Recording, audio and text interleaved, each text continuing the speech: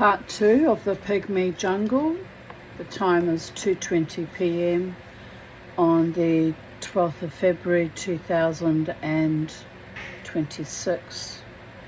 My phone is overheating, so we got cut off somewhere along the way. It's a bit of a worry. But I've only got a few pages to go, so I thought I would complete the mission, the task at hand, and continue reading to you from Birds, Beasts and Relatives, the Pygmy jungle. So for the next hour, Mother and I sat there trapped while Sven played piece after piece. Every time Mother made some move to seek an escape, Sven would hold up one of his huge hands as though arresting a line of imaginary traffic and say, "Just one more," archly, and Mother, with a tremulous smile, would sit back in her chair. It was with considerable relief that we greeted the rest of the family when they arrived back from town. Larry and Sven danced round each other, roaring like a couple of bulls and exchanging passionate embraces. And then Larry dragged Sven off to his room, and they were closeted there for hours. The sound of gales of laughter occasionally drifting down to us. "What's he like?" asked Margot. "Well, I don't really know, dear," said Mother. "He's been playing to us ever since he arrived." "Playing?" said Leslie. "Playing what?" "His barrel organ, or whatever you call it," said Mother. "My God," said Leslie, "I can't stand those things. I hope he isn't going to play it all over the house." No, dear, I'm sure he won't," said Mother hastily, but her tone lacked conviction. Trying to cool the screen down while reading to you. Multitasking, multi-bloody tasking.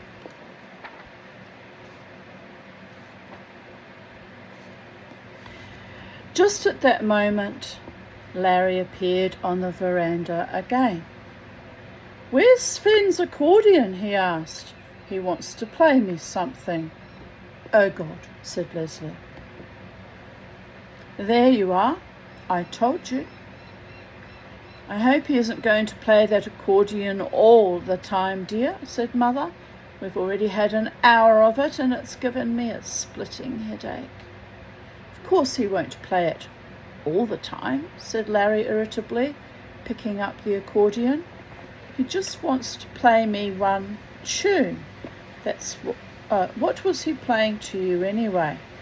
"The most weird music," said Mother. "By some man. You know the one. Something to do with trees." The rest of the day was, to say the least, harrying. Sven's repertoire was apparently inexhaustible, and when, during dinner, he insisted on giving us an impression of mealtime in a Scottish fortress by marching round and round the table, playing one of the more untuneful Scottish reels, I could see the defences of the family crumbling. Even Larry was beginning to look a little pensive. Roger, who was uninhibited and straightforward in his dealings with human beings, summed up his opinion of Sven's performance by throwing back his head and howling dismally, a thing he only did normally when he heard the national anthem. But by the time Sven had been with us 3 days, we had become more or less inured to his accordion, and Sven himself charmed us all.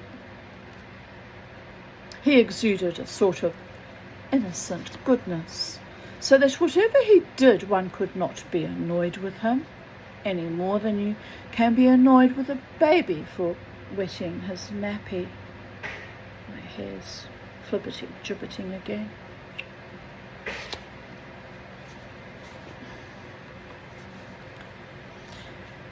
He quickly endeared himself to Mother, for she discovered he was an ardent cook himself and carried round an enormous leather-bound notebook in which he jotted down recipes. He and Mother spent hours in the kitchen, teaching each other how to cook their favourite dishes, and the results were meals of such bulk and splendour that all of us began to feel liverish and out of sorts.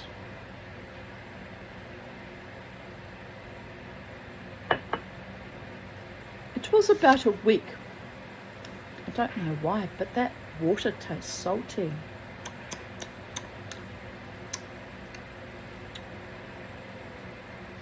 Must be my imagination. It's filtered water. Can't be salty, can it? Didn't put any salt in it.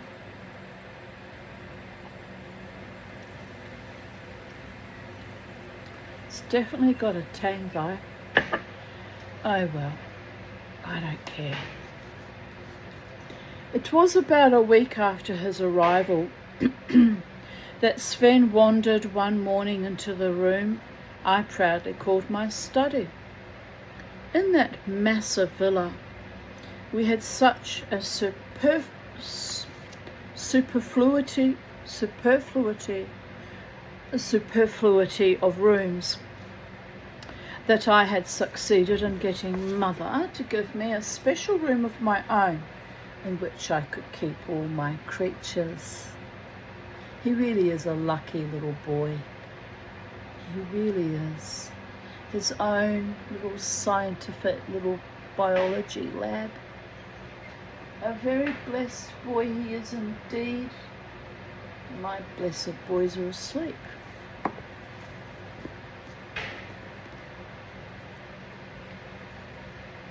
My menagerie at this time was pretty extensive.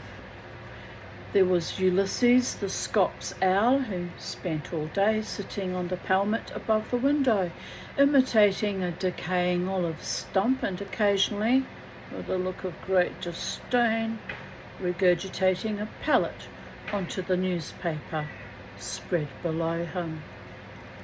The dog contingent had been increased to 3 by a couple of young mongrels who had been given to me for my birthday by a peasant family and who, because of their completely undisciplined behaviour, had been christened Whittle and Puke.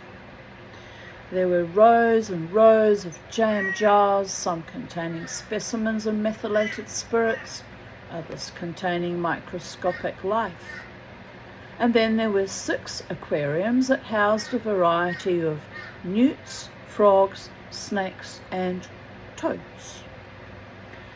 Piles of glass-topped boxes contained my collections of butterflies, beetles and dragonflies. Sven, to my astonishment, displayed a deep and almost reverent interest in my collection. Delighted to have somebody displaying enthusiasm for my cherished menagerie, I took him on a carefully conducted tour and showed him everything, even after swearing him to secrecy, my family of tiny chocolate-coloured scorpions that I had smuggled into the house, unbeknownst to the family. One of the things that impressed Sven most was the underwater bell of the spider, and he stood quite silently in front of it, his great blue eyes fixed on it intensely, watching the spider as she caught her food and carried it up into the little dome. Sven displayed such enthusiasm that I suggested to him, rather tentatively, that he might like to spend a little time in the olive groves with me, so that I could show him some of these creatures in their natural haunts. "But how kind of you," he said, his great ugly face lighting up delightedly. "Are you sure I won't be interfering?" No, I assured him, he would not be interfering. Then I would be delighted, said Sven. Absolutely delighted.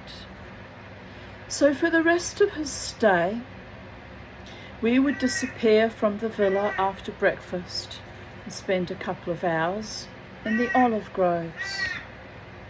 On Sven's last day, he was leaving on the evening boat. We held a little farewell lunch party for him and invited Theodore. Delighted at having a new audience, Sven immediately gave Theodore a half-hour recital of Bach on his accordion. Said Theodore, when Sven had finished, do you know any other tunes? Just name it, Doctor, said Sven, spreading out his hands expansively. I will play it for you. Theodore rocked thoughtfully for a moment on his toes. You don't by any chance, I suppose, happen to know a song called There is a Tavern in the Town? He inquired shyly. Of course, said Sven, and immediately crashed into the opening bars of the song. Theodore sang vigorously, his beard bristling, his eyes bright. And when he had come to the end, Sven, without pause, switched into Clementine. Emboldened by Theodore's Philistine attitude towards Bach, Mother asked Sven whether he could play If I Were a Blackbird and the Spinning Wheel Song, which he promptly executed in a masterly fashion. Then the cab arrived to take him down to the docks, and he embraced each one of us fondly, his eyes full of tears. He climbed into the back of the cab with his Gladstone bag beside him and his precious accordion on his lap, and he waved to us extravagantly as the cab disappeared down the drive. Such a manly man, said Mother with satisfaction as we went inside. Quite one of the old school. You should have told him that, said Larry, stretching himself out on the sofa and picking up his book. There's nothing homos like better than to be told they are virile and manly. Whatever do you mean? Asked Mother, putting on her spectacles and glaring at Larry suspiciously. Larry lowered his book and looked at her, puzzled. Homosexuals like to be told they are virile and manly, he said at length, patiently, and with the air of one explaining a simple problem to a backward child. Mother continued to glare at him, trying to assess whether or not it was one of Larry's elaborate leg pulls. You are not trying to tell me, she said at last, that man is one of those? Dear God, Mother, of course he is, said Larry irritably. He's a rampaging old queer. The only reason he's gone rushing back to Athens is because he's living with a ravishing 17-year-old Cypriot boy, and he doesn't trust him. Do you mean to say, asked Margot, her eyes wide, that they get jealous of each other? Of course they do, said Larry, and dismissing the subject, he returned to his book. How extraordinary, said Margot. Did you hear that, Mother? They actually get jealous. Margot, said Mother quellingly, we won't go into that. What I want to know, Larry, is why you invited him here if you knew he was that way inclined. Why not? Larry inquired. Well, you might at least have thought of Jerry, said Mother, bristling. Jerry? Asked Larry in surprise. Jerry? What's he got to do with it? What's he got to do with it? Really, Larry, you do make me cross. That man could have been a bad influence on the boy if he had had much to do with him.